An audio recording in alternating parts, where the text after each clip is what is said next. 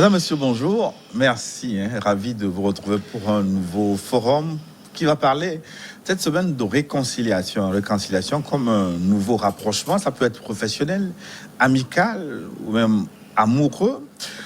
Sur le plan d'une nation, on peut parler aussi de réconciliation. Réconciliation de personnes qui s'étaient fâchées après avoir été liées. La réconciliation donc, est censée permettre le rétablissement de l'entente. Mais pourquoi elle n'aboutit pas toujours à l'entente quand on parle de liaison, d'alliance? Y a-t-il des soubassements forcément métaphysiques? C'est l'objet de l'émission de cette semaine, la métaphysique de la réconciliation, avec nos deux mousquetaires, deux larrons, qui nous font l'honneur d'être au plateau encore aujourd'hui. Elman Siogonson, bonjour. Oui, bonjour. Je ne sais pas si on est des mousquetaires ou des larrons. Il faut qu'on choisisse finalement. Ou les deux à la fois. Bon, après ce que tu veux alors. Non, mais c'est pour te taquiner un peu. Ben, je salue tous ceux qui sont sur Niveau TV, qui nous suivent en ce moment. C'est un plaisir de se retrouver sur le plateau, de retrouver des amis. Et je dis à tout le monde que les bénédictions soient. Merci bien. Mais c'est que vous adorez les symboliques, votre accoutrement présente des losanges et des cercles. Qu'est-ce que ça représente? Disons que ce n'est pas l'objet du jour, ce n'est pas le sujet du jour. Autrement, quand on va commencer, on risque d'aller dans d'autres dimensions. Mais il faut savoir qu'effectivement, nous avons coutume, il y a même des tenues sur lesquelles on a fait des schémas de serpents qui se mordent la queue ou qui sont en 8. C'est que vous adorez l'Ouroboros? Bien sûr. Et j'adore surtout la géométrie sacrée. D'accord, c'est la géométrie, tout ça c'est de la géométrie. Si aujourd'hui ceux qui sont couturiers, ceux qui sont des tailleurs de haut niveau peuvent intégrer dans les tissus et leur conception, la couture de ces tissus-là ou de cette tenue, ils peuvent intégrer un certain nombre de géométries sacrées, que ce soit visible ou non visible, ça peut porter chance à beaucoup de personnes. Ça peut attirer des ondes positives. Mais là, vous ouvrez une dimension très intéressante. Ça veut dire que de la même façon où on peut se nourrir pour se soigner, l'alimentation est santé, on peut se vêtir et profiter pour se protéger et dégager des ondes positives. C'est intéressant ce que vous dites là. Tout à fait, parce qu'on peut utiliser des fils qui ne sont pas visibles, comme dans votre tenue par exemple. À l'intérieur, c'est caché. On présente des figures qui sont vibratoirement puissantes, qui attirent des ondes positives, mais qui sont cachées à l'intérieur de cette tenue-là, que la personne peut porter. Pas forcément de façon visible, parce qu'on n'est pas dans la même culture, on interchange avec plusieurs traditions, donc on peut camoufler. Mais cela aura le même effet tant que vous le portez. Et ça a existé en Afrique, que ce soit dans la tresse des coiffures, que ce soit dans les accoutrements des rois ou de la royauté, il y a toujours de ces dessins qui correspondent à une géométrie sacrée qui sont initiés. Peut-être que c'est une voie que nous ouvrons ainsi à ceux qui sont dans la couture. Bon, peut-être qu'on fera dans l'architecture également. J'avais parlé déjà de l'architecture une fois, où j'évoquais le sujet des maisons économiques, mais à perspective géométrie sacrée, pour que la cité elle-même puisse correspondre à une orientation, à une configuration, à des schémas qui véhiculent le bon chi. Bon, ça, nous avons cette connaissance, mais on a comme l'impression qu'aujourd'hui, les gens ne sont pas encore disposés à suivre ce modèle de vie, ben ça viendra avec le temps. Merci. Homme de connaissance, Elman Siogonson, il est métaphysicien, instructeur spirituel, coach en développement personnel, oui, là, formateur, déjà, chef d'entreprise. C'est déjà bon. Donc, le deuxième larron mousquetaire, docteur Folie Gala Ekwe. Bonjour, docteur. Bonjour Gilles. Je fais comme Godson, je salue les téléspectateurs, surtout les chrétiens qui aujourd'hui sont allés faire n'est-ce pas, leur prière, leur méditation. Je salue également tous ceux qui sont à la maison, qui nous suivent, qui nous suivront en différé. Que la paix et la lumière soient avec tous. Et vous êtes en bleu aujourd'hui, ça a une signification aussi? Je suis en bleu. C'est de même que moi d'ailleurs. C'est très casuel. En fait, je me suis retrouvé avec la chemise bleue préparée. Et donc, c'est le destin qui a voulu qu'aujourd'hui je sois en bleu, que je sois bleu. D'ailleurs, nous sommes tous en bleu. Nous sommes bleus, là. Vraiment. Nous sommes dans le ciel, en fait. Ouais, D'accord. Docteur Foligada-Ekwe, qui est historien, politiste, Tout à fait. spécialisé Sciences Po. Vous êtes universitaire, vous officiez maintenant à l'université de Lomé notamment. De l'eau. Et puis, on va dire aussi, métaphysicien, parce que vous vous intéressez au domaine également. Et puis, et c'est dans ce cadre-là que vous avez fondé un mouvement, le mouvement panafricain Alaga, dont on reparlera peut-être dans une autre émission. Alors, Grand-Maître Elmancio Godson, je voudrais démarrer avec vous. Quand on parle de réconciliation, la plupart du temps, ça suppose qu'une alliance a été rompue, un accord a été rompu. Quand on parle d'accord, d'alliance, ça veut dire que forcément, il doit y avoir un soubassement physique, métaphysique, un fondement spirituel. Bien, merci beaucoup. D'abord, merci pour la thématique. C'est pas commun de présenter métaphysique et réconciliation, même si pour nous, c'est assez facile à comprendre. Ce n'est pas pareil pour tout le monde, parce que quand les gens pensent réconciliation, ils pensent aux lois de la cité, à la façon de vivre ensemble.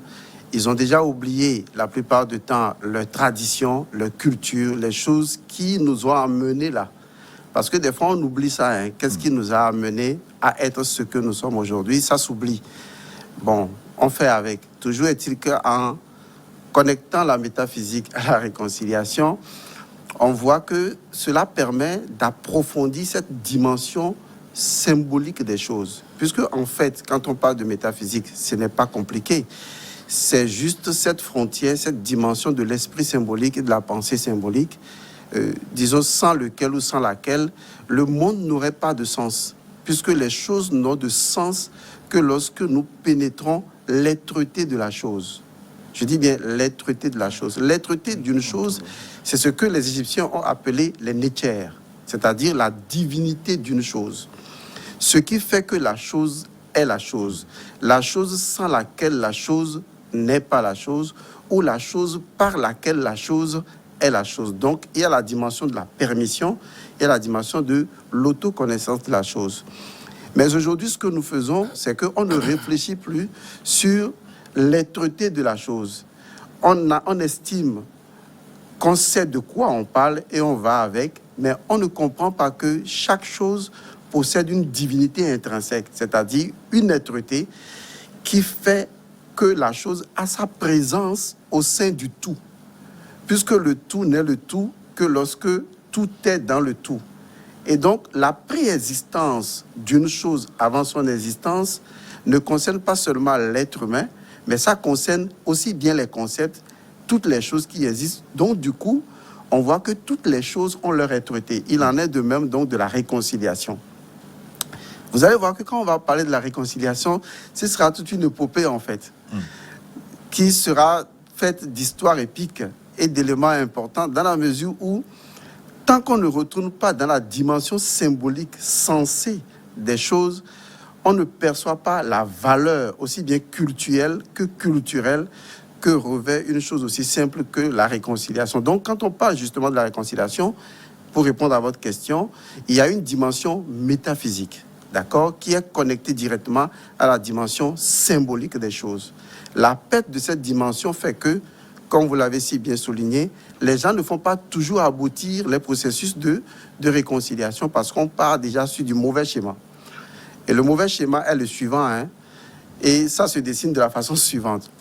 C'est parce qu'on ne s'entend pas qu'on veut se réconcilier. C'est justement ça le mauvais schéma. Ce schéma est complètement tordu, il est faux, il est aberrant. Il peut paraître logique, d'accord ? Parce que quand on fait certaines émissions, il faut expliquer les choses aux gens pour que les gens nous comprennent. Ce qui est logique n'est pas forcément ce qui est vrai. La logique peut exister dans le barbarisme, la logique peut exister dans le mensonge, la logique peut exister dans la perversité, dans le vice. On peut même faire de la logique de la dictature. Tout ce qui existe a une logique et sa raison d'être. Donc sa logique, ce n'est qu'un processus méthodique de réflexion. Mais lorsque on veut parler de la vérité d'une chose, elle peut paraître illogique ou logique, mais elle est vraie. Donc, la logique n'est pas la vérité. D'accord? Donc, les gens pensent, en analysant le concept de base, à savoir, parce qu'on ne s'entend pas, on va se réconcilier. Ils partent de ce principe, ils partent de cette source motivante-là, ce qui, à la longue, fait qu'on n'aboutit jamais au processus de la réconciliation. Donc, il nous faut aujourd'hui étaler, déballer la dimension première, symbolique, métaphysique, en somme, l'être-té de la réconciliation, pour que les gens comprennent que depuis l'Égypte antique, il y a un processus raffiné, je dis bien raffiné, sur mesure, qui a déjà été taillé par les pères de toutes les sciences humaines pour que l'homme puisse gérer aussi bien la violence que la réconciliation. Parce qu'on ne pourra pas les séparer les deux, vous le constaterez, aussi bien la violence que la réconciliation. Mais malheureusement, personne ne veut aller dans cette dimension. Du coup, on prend simplement ce qui est intellectuel, on laisse ce qui est intelligent et intelligible. Même quand c'est intelligible, on ne veut pas l'accepter. Parce qu'on est dans la confusion du concept de l'intellectuel et de l'intelligent. Et donc, on ne voit pas les deux, que c'est différent. Donc, vous allez voir que c'est intelligent. Ce qui a été mis en place, c'est intelligible. Ça permet justement de créer la réconciliation. C'est ça la métaphysique de la réconciliation. Je constate une fois encore que votre cadre de référence, je vais dire théorique ou spirituel, demeure l'Égypte. Oui, on peut varier. On peut aller aussi bien en Asie, en Orient, dans le bouddhisme, partout. Mais il faut partir d'un élément fondamental de la source de toutes les sources. Enfin, si on peut considérer les autres ici comme étant des sources, on dira la source de toutes les sources, c'est quand même l'Égypte. Puisque vous avez en face une civilisation, si on se réfère à partir du Sphinx, qui fait déjà 13 000 années, alors que l'antiquité égyptienne remonte même à plus de 250 000 ou voire 300 000 années. Donc, il faut imaginer que si on veut authentifier nos connaissances, on ne peut que se baser sur la source la primordiale. Parce que la raison pour laquelle on se base sur la source la primordiale, c'est parce qu'on estime qu'elle a fait toutes les expériences cycliques dans la durabilité, dans la permanence de tous les échanges pour nous donner quelque chose sur mesure.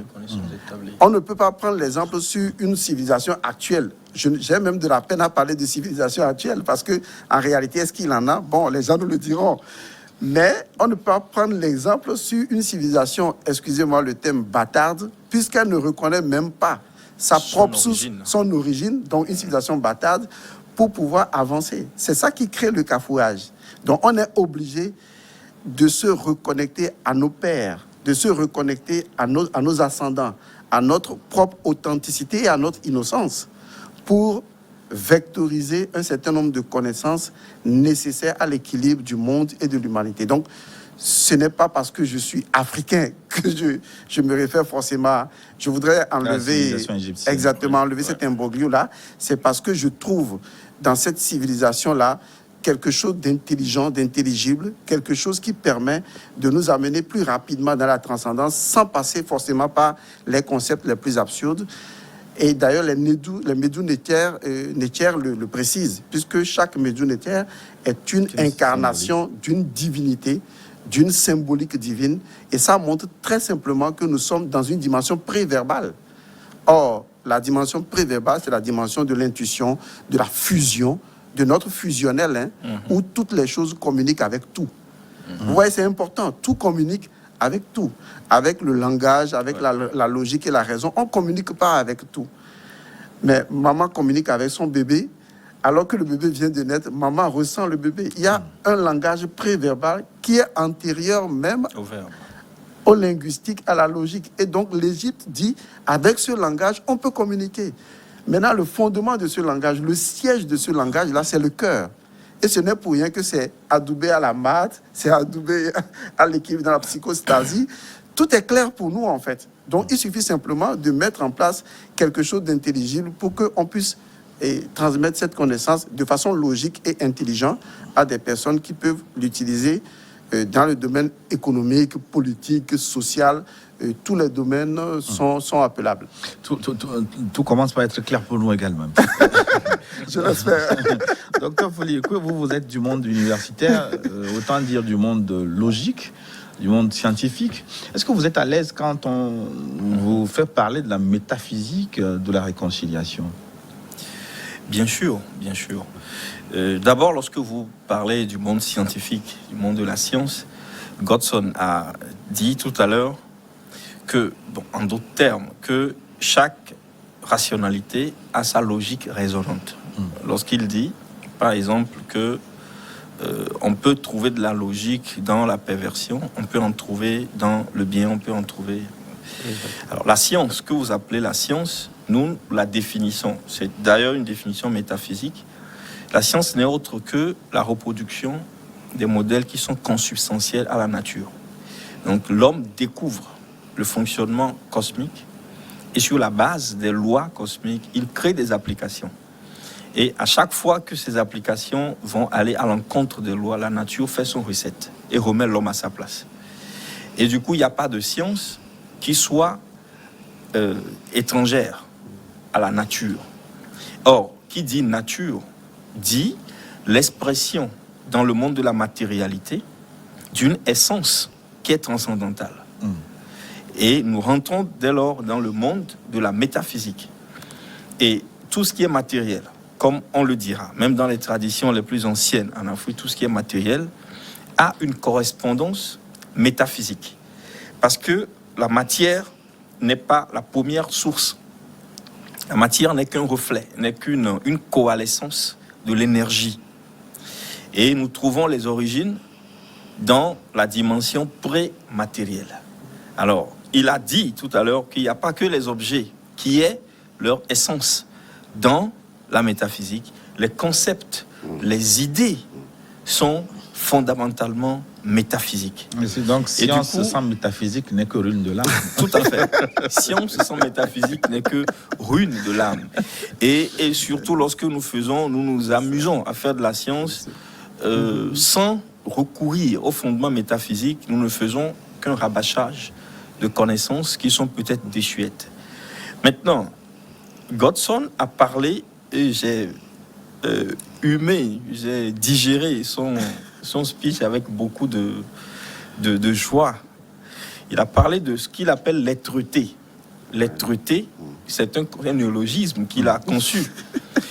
Il conçoit beaucoup de néologismes. Et qui renvoie en fait à l'ontologie. Parce que quand nous retournons dans la science antique, tout le corpus juridique va naître de l'ontologie des choses. C'est ça.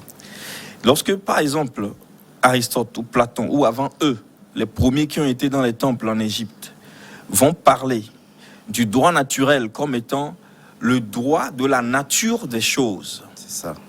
Les choses ont une nature, ont leur ontologie, bien sûr, qui est conçue sur la base de logique et de loi. Alors, la réconciliation, vous me direz peut-être qu'elle naît d'une situation empirique. Elle naît d'une situation sociologique, de mésentente ou de conflit. Mais dites-moi si le conflit lui-même n'est pas métaphysique. Si la source du conflit, la source de l'opposition, n'est pas dans la métaphysique. Est-ce que la source de la mésentente n'est pas métaphysique? Bien sûr qu'elle est métaphysique. Du coup, le mécanisme ou le dispositif de réunification des opposés pour une mission dans le temps, parce que l'unification des opposés ne peut pas être permanente, puisque nous sommes dans un circuit cyclique. Alors, la source de ce dispositif ne peut être que métaphysique. Et nous citons l'Égypte en référence. Et nous disons ici que vous soyez en Asie, en Amérique, dans les pôles, qui parle d'Égypte et réunit le monde entier. Bien sûr. Parce que la civilisation actuelle, la civilisation notamment reptilienne ou reptiloïde, a sa source et son essence, a puisé ses éléments de civilisation dans celle de l'Égypte antique qui l'a précédée directement. Les grands empires culturels qui ont été les Mèdes, les Perses les Grecs, ne sont que les périodes transitoires entre deux civilisations majeures. Il y a toujours ça. La période où la civilisation égyptienne majeure décrémentait, dégringolait, correspond à la montée en puissance d'une nouvelle civilisation. C'est la période transitoire. Donc on ne les appellera pas des civilisations. Mais la reptiloïde qui s'est mise en place et qui aujourd'hui est arrivée à sa fin, avec le passage à l'ère du Verseau, parce que à chaque ère correspond et doit correspondre une civilisation majeure qui met son ordre dans ce que nous vivons sur la terre. Alors, cette civilisation-là, l'égyptienne, c'est elle qui nous enseigne que la réconciliation, au plan métaphysique, n'est pas une obligation. Elle n'est pas une fatalité. La réconciliation n'a son sens que dans le temps. Il y a un temps pour la réunification des opposés. Il y a un temps pour la résolution des conflits, des contentieux fondamentaux. Et cette résolution des conflits et contentieux fondamentaux répond à une logique du temps. Parce qu'il ne peut pas y avoir de réconciliation dans la métaphysique comme au plan matériel si cette réconciliation ne correspond pas à un cycle qui doit être. La Sémataoui, qui est la réunification des deux terres, depuis l'émergence des Médounes et terres, je parle de Narmer. Narmer va réunifier les deux terres pour créer ce qu'on appelait l'Égypte, n'est-ce pas, la civilisation égyptienne du Delta. Cette réunification des deux terres, donc des 42 noms, va se faire sur la base de quoi? D'une réponse au temps. Parce que le temps était arrivé pour que les territoires se réunifiassent, ou se réunifiassent, vous m'excusez, et afin de permettre à l'humanité de rentrer dans un autre cycle. Et du coup, je dis ici qu'il n'est pas obligé que les gens se réconcilient. Il n'est pas obligé qu'il y ait l'entente et la paix tout le temps. Il y a un temps pour les conflits, il y a un temps pour la guerre. Et durant le temps de la guerre, les énergies belliqueuses ont pignon sur rue et nul ne peut les arrêter, c'est leur temps.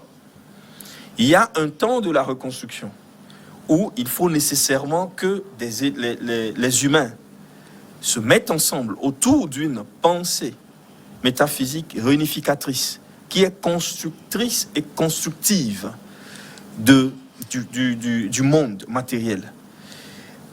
La notion de réconciliation que nous abordons ne nous paraît pas étrangère au temps que nous vivons. Et les grands bouleversements que le monde va connaître en ce début d'ère du Verseau vont nous faire comprendre que dans certains états du monde, il faudra absolument qu'un mouvement de réconciliation profond se mette en place. Ce qui signifie que les idéologies du divisionnisme et des divisionnismes doivent se fondre, doivent s'effondrer. Et le langage que nous avons aujourd'hui, ou que nous aurons, que nous avons eu par le passé et que nous avons toujours, c'est un langage qui répond donc non aux exigences de structure physique, humaine, sociale, économique, financière, politique présentes, mais qui les transcende et qui se projette dans le temps. Souvent, on analyse les sorties, nos sorties ou les messages que nous portons sur la base du contexte temporel, politique courant. Mais laissez-moi peut-être dire que tous les discours ne sont pas faits pour nourrir les intérêts particuliers.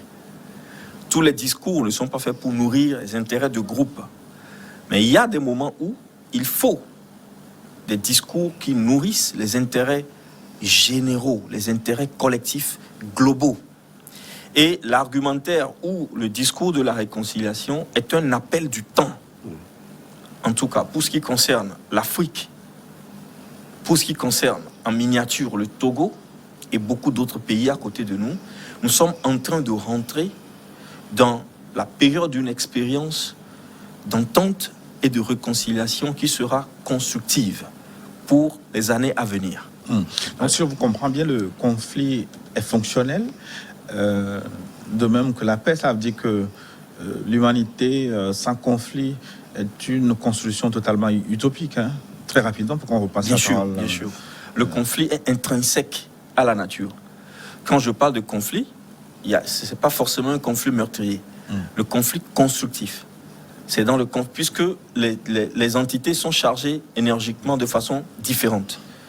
Et ce n'est que dans le frottement, dans le déploiement de ces énergies, que les choses... Vous savez, le Noun s'est construit comment? Le Noun, la matrice originelle. Il y a des forces centrifuges qui ont mis en place le Noun. Et c'est ce que les scientifiques du boson, du trou du boson, le trou noir du boson, lorsqu'ils parlent de la spirale et du nombre d'or, c'est quoi? C'est des mouvements centrifuges, c'est des forces qui ne vont pas dans le même sens vectoriel et qui créent un mécanisme. Et c'est l'équilibre de ces forces qui crée l'harmonie. Et du coup, le conflit, comme l'a dit Carl Schmitt,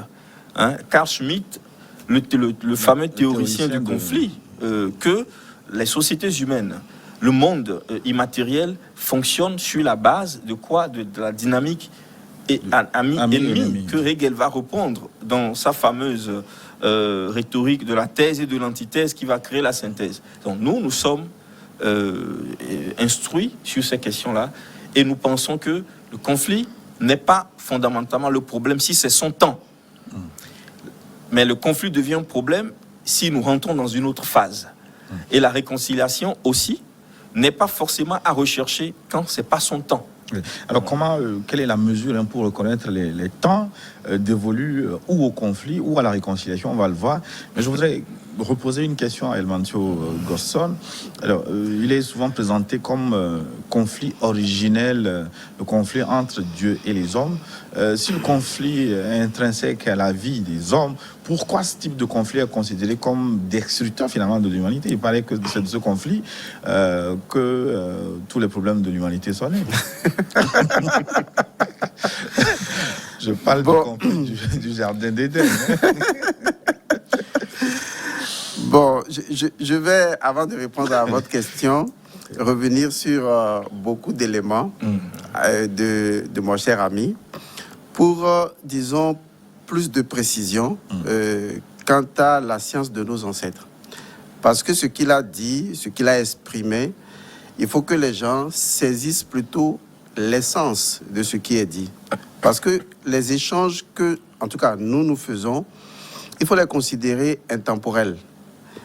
Parce que si vous ne les percevez pas dans la perspective de la nature même, de l'être-té de l'échange que nous avons, les gens vont créer des correspondances qui n'ont rien à voir avec ce dont on est en train de parler. Parce que il y a une chose qui est intrinsèque à la métaphysique, c'est sa neutralité, c'est sa transcendance sur les forces de son intemporalité, sa transcendance sur les pôles opposés qui en fait ne jouent que ce que j'appellerais la comédie divine. Vous savez très bien que j'ai écrit un livre intitulé L'invention du péché. Oui, non seulement l'invention du péché, mais Réconciliation, Satan et Dieu. Parce que c'est un livre qui montre clairement que ce chemin, ce schéma, cette légende tirée de l'Égypte antique est une pure comédie divine. C'est juste un jeu cosmique, mais que les gens ont maladroitement traduit comme étant une vérité réelle et qui est rentrée naturellement dans les conflits, dans les guerres, dans les conquêtes et tout le reste. Donc je vais remonter dans la métaphysique de la réconciliation, dans quelque chose d'autre qui va appuyer, disons, un tant soit peu, tout ce que mon cher Ekwe a expliqué tout à l'heure. Je disais tantôt que lorsqu'on parle de réconciliation, la base est faussée. On estime que c'est parce qu'on ne s'entend pas qu'on va se réconcilier. C'est ce qui fausse la base. Mais quel est le bon paradigme? Quel est le principe même de la réconciliation? C'est le suivant. C'est parce qu'on s'entend très bien. C'est-à-dire, on forme une unité, on s'entend parfaitement bien, que nous allons décider volontairement, choisir de nous quereller. C'est ça la différence. Il faut bien comprendre ce que je dis. C'est-à-dire que Ce n'est pas parce qu'on ne s'entend pas qu'on va se réconcilier. C'est justement parce que on s'entend très bien, tout va très bien, que nous décidons volontairement, nous choisissons de nous quereller. Comme un peu le jeu de l'amour. Hein? Oui, quand vous dites le jeu de l'amour, c'est profond. Parce qu'en réalité, tout ce qui se joue au cœur de la dualité, c'est l'amour. Mais très peu peuvent le comprendre. Donc, je ne veux pas monter tout de suite en grade dans l'amour, puisque les gens ne comprendraient pas. Mais au regard de mon développement, j'espère, j'ose croire qu'il y aura quelque chose d'intelligible à garder dans la chose. Parce qu'il a parlé de Sematawi. C'est important de revenir sur ce concept-là. Je vais vous dire une chose. Vous savez, l'Égypte a réglé le problème dès la base. Si vous voulez comprendre le concept de la réconciliation, lisez simplement les légendes de Seth et d'Horus. Vous savez de façon générale que Horus est légitimement le roi de l'Égypte. Ne voyez pas l'Égypte, voyez le cosmos, voyez le monde intérieur, voyez la société, tout ce que vous voulez. Et que Seth, son oncle, fait tout pour pouvoir lui arracher le pouvoir. Mais ce qui est intéressant dans cette légende que j'ai récupérée, c'est que lorsque les prêtres initiés veulent faire des cérémonies de réconciliation, première étape qu'ils appelaient Otep, parce que souvent les Kémites disent Otep, Otep, Otep, qui veut dire paix, mais ils ne comprennent pas ce que ça veut dire. Il y a un rituel Otep. Le rituel d'Otep, c'est un rituel. Au cours de ce rituel, on faisait des invocations, des éléments conflictuels aux deux. Les éléments conflictuels, c'est quoi? C'est premièrement l'œil d'Horus qui a été arraché par Seth et les testicules de Seth arrachés par Horus. C'est ce qu'on appelle les éléments du contentieux. Et donc, pour éviter, pour aller à la paix, à la réconciliation, les prêtres faisaient l'invocation de l'œil d'Horus et en même temps l'invocation des testicules de Seth. Et c'est les deux qui devenaient l'offrande. C'est pourquoi l'hiéroglyphe ou le glyphe qui représente Otep est une table d'offrande.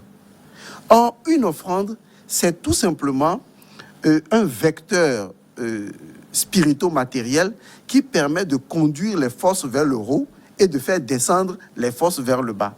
Et donc, l'offrande est le symbole même de ce qui représente la paix et la réconciliation lorsque les deux opposés, à savoir l'œil d'Horus et les testicules de Seth, sont réunis ensemble. Maintenant, allons encore en profondeur.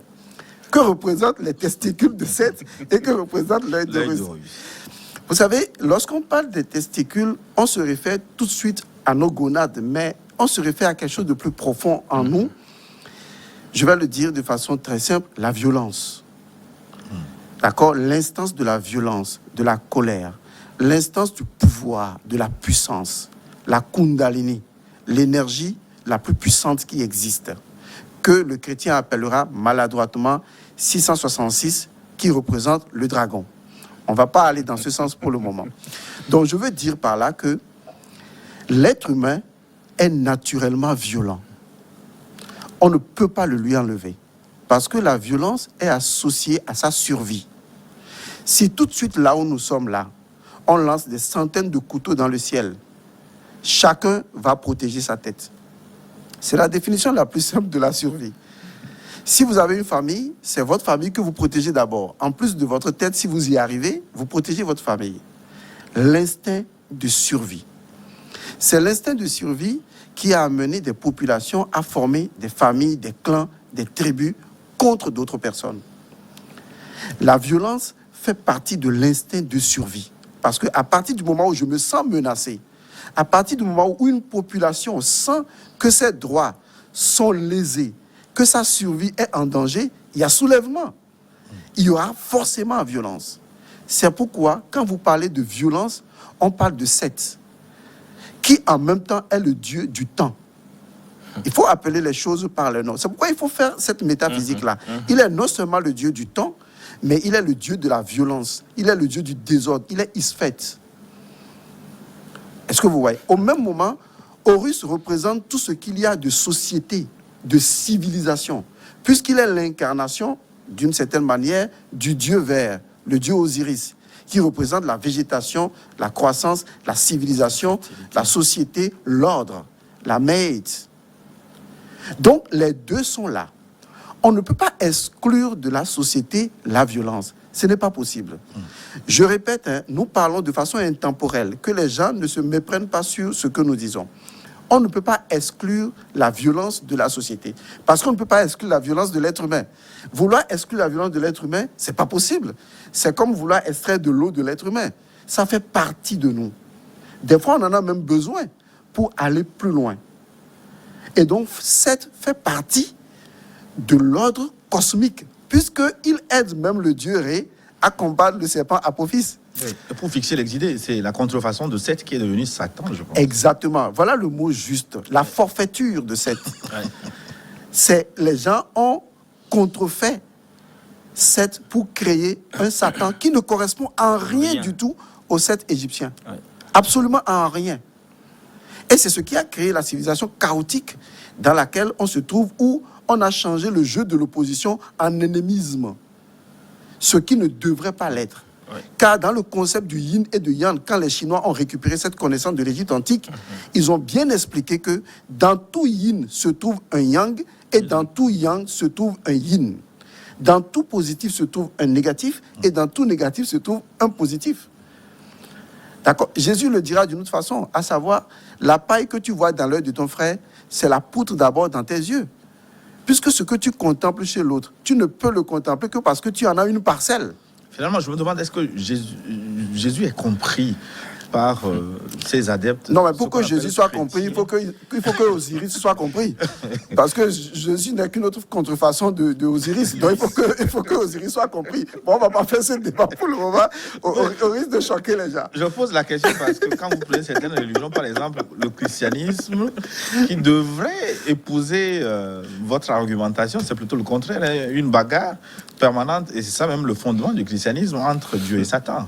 Bon, je pense que le troisième larron se nourrit toujours du conflit entre deux personnes. D'accord ? Ça arrange des personnes que le conflit sous cet aspect existe, parce que, après tout, c'est chez eux que vous viendrez pour pouvoir retrouver un simulacre de salvation. C'est de ça qu'il s'agit. Donc, il faut vraiment faire attention. Donc, dans la métaphysique de la réconciliation, c'est ça la source égyptienne de la chose. C'est le fondement d'abord de Hotep, qui réconcilie les éléments du contentieux. Les éléments du contentieux, c'est d'abord les testicules de Seth, qui représentent la violence, le désordre, le déséquilibre. Ça fait partie de la société, ça fait partie de l'ordre social. On ne peut parler de l'ordre que... Bien sûr, heureusement. Parce que ton désordre peut être... enfin, ma perception de ton désordre peut être ton ordre. Et c'est ça qui fait l'absolu jeu contraire. D'accord ? Maintenant, l'œil d'Horus représente tout ce qui est élévation, mais ça représente également la politique, la gestion, gouverner, orienter, la vision, élever, faire avancer les gens. Et donc, c'est ça qui va nous conduire justement vers ce dont il était en train de parler, qui est Sématawi, qui est en fait la réconciliation des deux frères sous l'œil vigilant du dieu Thoth ou de Djéouti. Ce n'est pas seulement la réconciliation des terres, mais c'est la réconciliation des deux. Et quand on parle des deux, on parle fondamentalement de Seth et d'Osiris, mais translittéré par, disons, Horus, en quelque sorte. C'est de leur réconciliation qu'on parle. Lorsque les Africains, surtout de l'Afrique de l'Ouest, de l'Afrique centrale, qui ont quitté l'Égypte, ont compris ce jeu-là, ils ont créé ce qui est devenu plus tard dans nos sociétés, ce qui est devenu plus tard, même au temps de Soundiata Keita, ce qui est devenu plus tard ce que les Africains ont appelé généralement la parenté à plaisanterie. C'est ce qu'on appelle également l'alliance à plaisanterie. C'est formidable. C'est le fondement même de la réconciliation.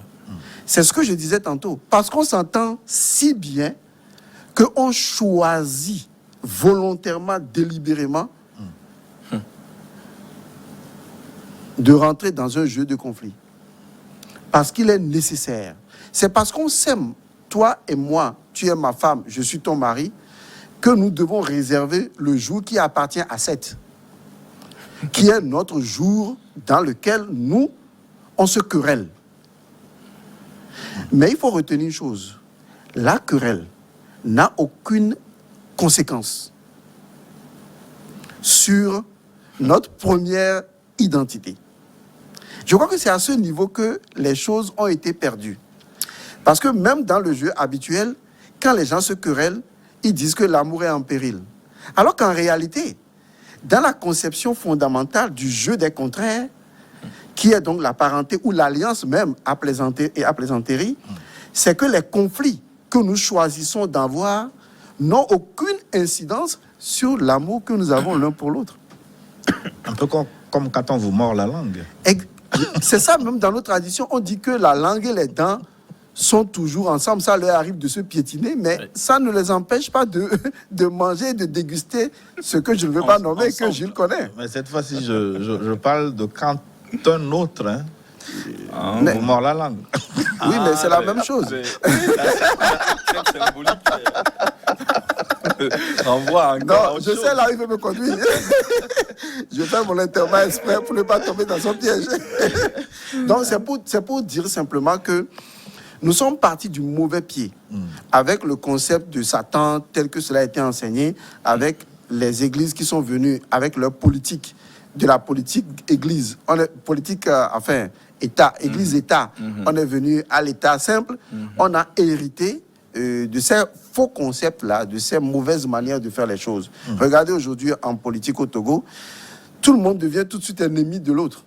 Parce qu'on dit que tu es de quel parti, tu es mon ennemi. On ne peut même plus avoir une collaboration sociale et technique pour le développement du pays. Parce que le concept de base même a été faussé. On est sorti du jeu cosmique. On est sorti de la comédie cosmique.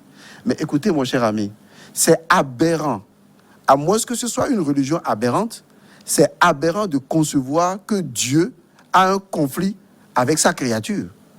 Je ne sais pas si on se comprend. Hein. C'est autant me dire de façon scientifique ou de façon cosmothéiste que ce qui est à la fois transcendant et immanent peut être en conflit avec un élément de sa propre nature, entité. Mais là, il y a un problème. Et ce conflit-là n'est pas simplement admis, mais on pense même que l'entité qui fait partie de ce tout veut prendre... serait égal. Et il voudrait même prendre la place, de la source. C'est la source, c'est incroyable. Tu n'es pas la source, donc tu ne possèdes même pas le génétique de la source, ou le génétisme même de la source pour te prévaloir. Vous voyez, on nourrit les gens de faux concepts. Et aujourd'hui, quand quelqu'un te voit, tu ne vas pas à la messe un dimanche, il dit Abosambe Vionia. Ça veut dire qu'on te focalise tout de suite dans ce concept-là. Il y a une stigmatisation. C'est ça l'abrutissement de l'esprit africain. Les Africains sont devenus abrutis par le fait même qu'ils ignorent leur propre tradition, leur propre culture, par le fait même qu'ils renoncent à leur propre culture, qu'ils ne veulent pas l'intégrer dans le jeu des cultures. On ne rejette pas les cultures. Mais quand les cultures ne parlent pas le langage de votre identité, ce n'est pas la peine de s'y mettre. Ce que je tire, la synthèse de votre intervention, c'est qu'au lieu, en lieu et place de cette commission vérité, justice, réconciliation, il faut peut-être ériger des salles de classe, expliquer les concepts. Il me semble que c'est un objet de pacification majeure. Hein. Je crois que c'est déjà un élément de base, parce que déjà en Égypte, il y avait, comment on appelle...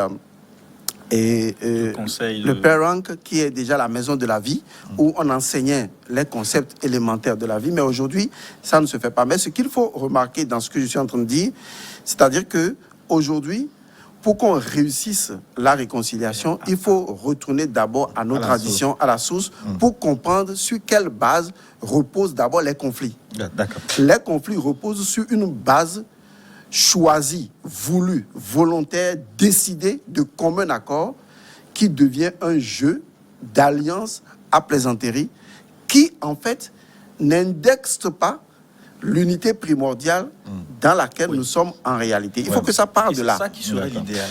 Mais oui, dans la seconde partie, l'unité fondamentale ne doit pas être... Dans la seconde partie, on va être Exactement. beaucoup plus concret avec des cas, des modèles types.